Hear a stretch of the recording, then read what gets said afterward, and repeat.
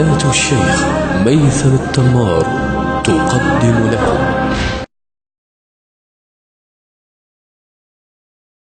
بسم الله الرحمن الرحيم.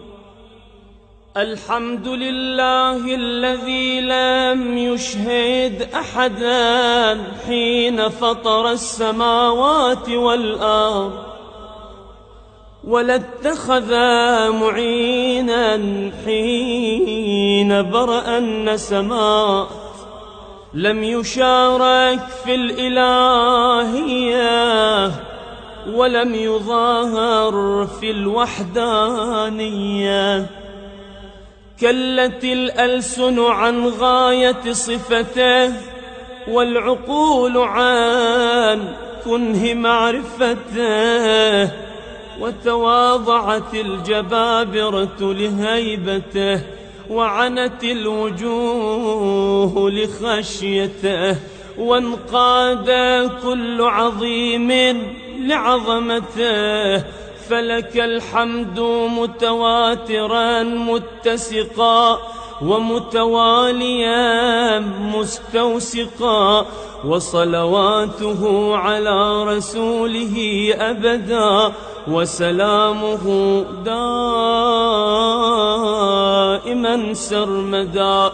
اللهم اجعل أول يومي هذا صلاحا، وأوسطه فلاحا، وآخره نجاحا، وأعوذ بك من يوم أوله فزاع وأوسطه جزاع وآخره وجاع. اللهم إني أستغفرك لكل نذر نذرته، وكل وعد وعدته، وكل عهد عاهدته ثم لم أف به.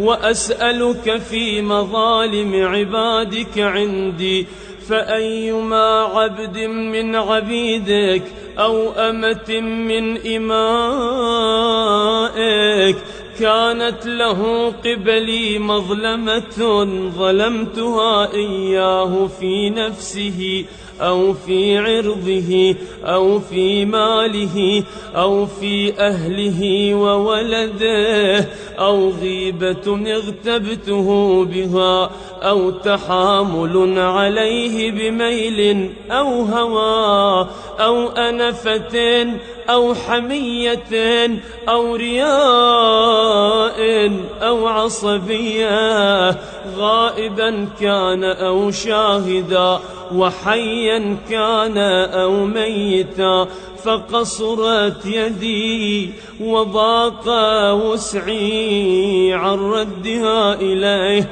والتحلل منه.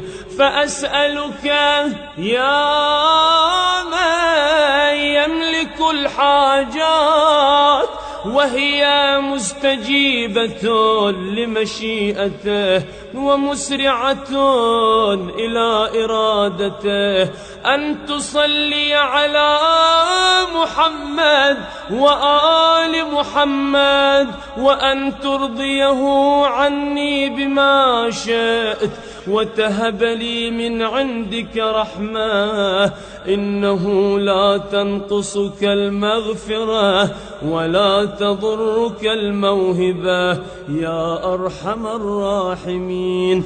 اللهم أولني في كل يوم اثنين نعمتين منك اثنتين، سعادة في أوله بطاعتك، ونعمة في آخره بمغفرتك، يا من هو الإله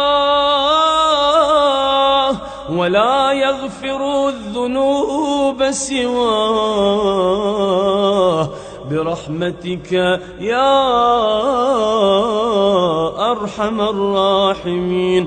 وصلى الله على خيرته من خلقه محمد وآل بيته الطيبين الطاهرين.